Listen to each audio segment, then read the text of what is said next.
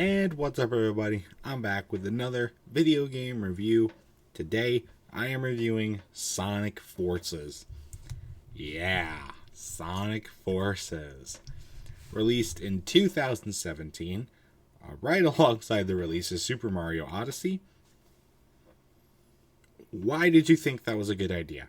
First off, Mario Odyssey, one of the best games on the Switch, and an iconic game. And you decide to release a Sonic game in 2017, mind you. This was like 1992. Maybe you'd have some true merit. This is 2017. Mario is clearly superior. People are going to buy Mario before they buy Sonic any day nowadays. Most people, at least. Horrible idea, in my opinion. But anyway, that off the table. This game was ferociously gifted to me, or lended to me by LikunMiffery. And thank you for letting me borrow it, as always. He's told me it was one of, if not the worst game that he has ever played in his life. And I got to agree with him. Not the worst. It's not the worst game that I've ever played. Army Men was clearly worse. This is not a good game by any means. So he has the bonus edition. Here it is, by the way. It says bonus edition. Includes some stuff. I don't know what the in-game items are, per se, because I never played the regular version. But you do get these. Joy-Con skins. Yay! So you get like three of them. And they go on the back of the thingy-mahoobers. So that's cool. Nice little touch. He said I could keep these. I don't think I'm going to actually put them on my Joy-Cons unless I get the gray ones. If I ever get the gray ones, I'll probably put them on those. Because the gray ones are kind of boring without it. But regardless, probably not going to touch those. I might give them back to him anyways. Just because I feel like it. But let's talk about the game itself. Apparently this was the fourth game in like the Sonic Remastered something series. I don't know. And people said it felt unnecessary because it felt like those first ones. I never played those. Just a disclaimer before we start. Anyway. First thing I noticed in this game is that the in-game graphics while you're actually playing the game feel noticeably more cartoony than the cutscene graphics. What other Sonic game would somebody say this about? That's right. Sonic 06. One of the worst games ever made. That's not a bar you want to be on, especially if you're another Sonic game. Anyway, another thing I noticed, Tails is very, very annoying. And this is not the first game I think I've said this about Tails. This is my 8th Sonic game, by the way. I don't think I have said that. I think I said that about Tails more than once. Very, very, very annoying.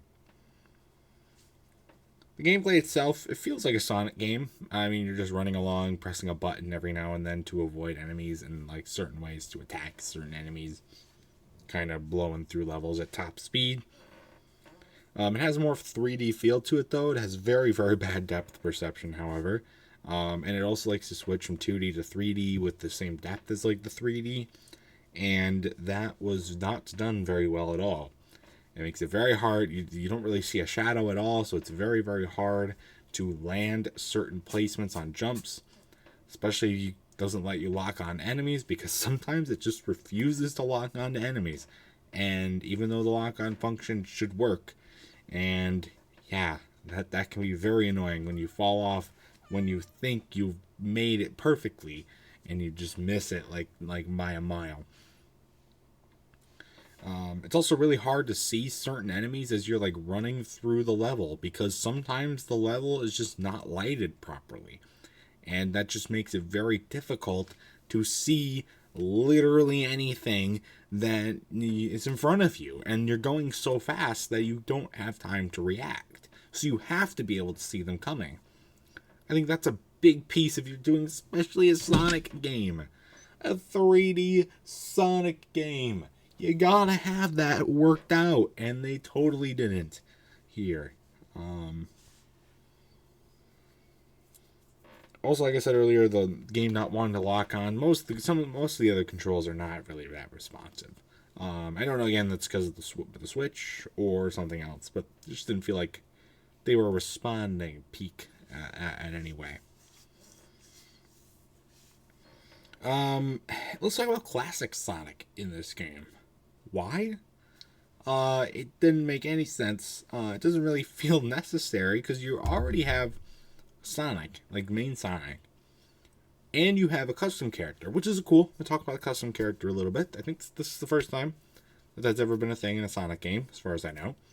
Cool little gimmick, cool little thing. I think that's always a cool little addition for every game to have. Well, most games.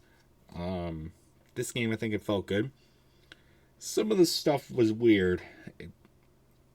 I don't know how to really word it, but somebody with a little fetish was having a little too much fun with those furry looks, I think.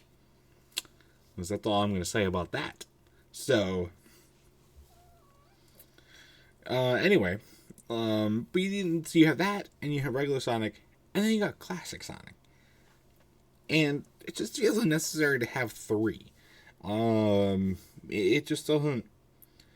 And then on top of that, he controls much, much worse. I've already talked about how bad the controls are. Now you take that with classic Sonic and times it by like 6, and that's what you get. The controls so terrible, and you gotta play as him way too much in the game. In my opinion, just doesn't make any sense. And then you got the characters that have like voicing in this game. I think they're fine for the most part.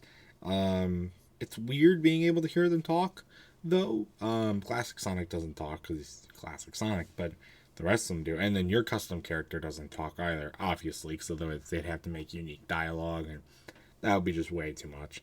I didn't like that the mouth movements weren't synced with the audio.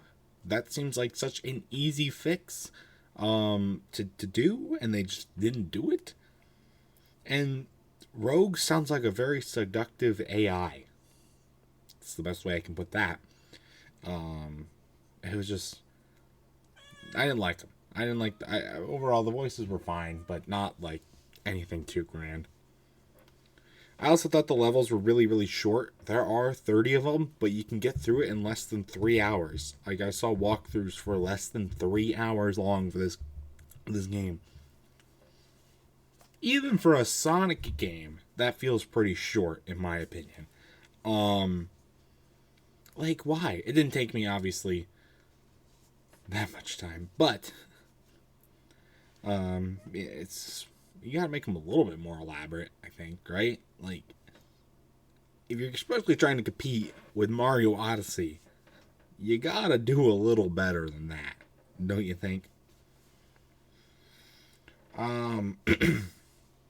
Also, why do you have to spam the boost thing to finish off certain enemies if it's just going to do it by itself anyways if you don't do it in a certain amount of time? Then why have the time thing in the first place? Like, that's just one of the main flaws on this game. There's a lot of them. That is one of them. Like, there's supposed to be a little bit of a challenge here to make sure that you don't. Make sure you do the thing. You don't do it, it's just going to do it for you anyways. What sense does that make? None, in my opinion.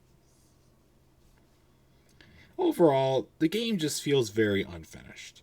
The transitions from cutscenes to in-game dialogue are not smooth at all. The enemies aren't well incorporated. Like, you see the what's the name? Chaos, I think his name is. By the way, thanks for copying Skylanders with the name fucking Chaos. Or did Skylanders copy from you? I'd like some clarification on that. With the one of the main enemies. Like, he's barely in the game. You've got the main, like, creation thing that Eggman creates, like, supposed to take over the whole world. He disappears, like, halfway through the game, okay, and is never brought back. And then you've got, like, the Metal Sonic's just not really well done. The other guy's not really well done. It's just, I did also find out that only like three or four people were actually involved in making most of this game. And I guess that's where you can kind of like see that, especially since they were all new to this kind of thing. And it's just like, this game is a big epitome to how Sonic games have become recently. Having played the older ones, the originals, and also newer ones, like this one and also Sonic and the Black Knight, which won't get to that, but in this video, at least there's a whole nother review dedicated to that, and I'm sure another one certain level is going to pop up in a future video. It's just not really well done. And it's not the worst game that I've played, but it's definitely my least favorite Sonic game. And it's just one like, why buy this? Why buy this? Unless you're a hardcore collector, why would you buy this? Even if I was a massive Sonic fan, which I'm not the biggest Sonic fan in the world. This game also kind of just like confirmed that for me. I don't hate most of the games. I don't hate the character. I don't hate like the franchise or anything. But I'm not the biggest Sonic fan in the world. But even if I was, I wouldn't buy this game. Or if I did, I would try and get my refund, because this is ridiculous.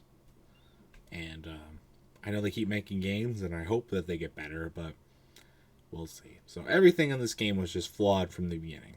Moral of the story. So my final score for Sonic Forces, I'm probably going to have to give this a 6. No, not even a 6. 4. 4 out of 10. I can't do any better than that. Sorry. But anyway, that's going to do it for this review. If you've ever played Sonic Forces, I'll let you know your thoughts about it in the comment section down below. That's going to do it for this video as well, so stay tuned for much more amazing content, including more game reviews and other awesome stuff. Till next time. See you guys later. Goodbye.